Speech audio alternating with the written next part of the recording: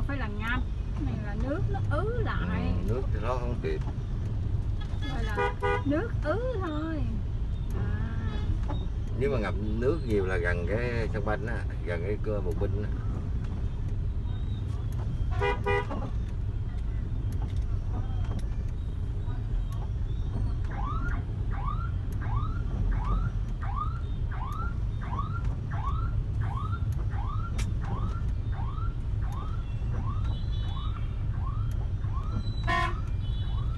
Sau cơn mưa là thành phố lên đèn.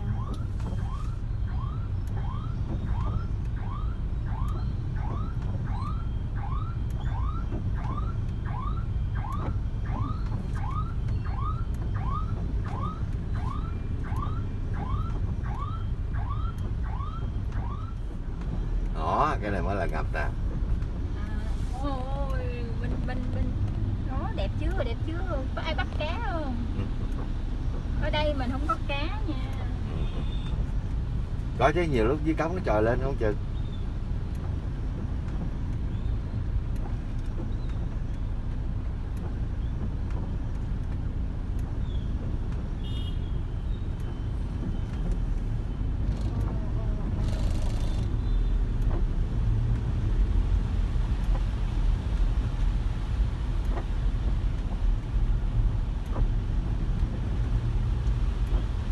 Chúng ta chỉ còn một điểm ngập. Con chút xíu xíu đó thôi mà Rồi. kẹt xe.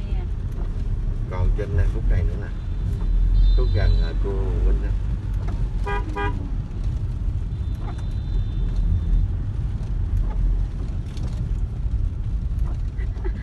Lắc quá, cái điện thoại nó lắc qua nó lắc lại. Chịu cái tay lên cái ghế là đâu đó.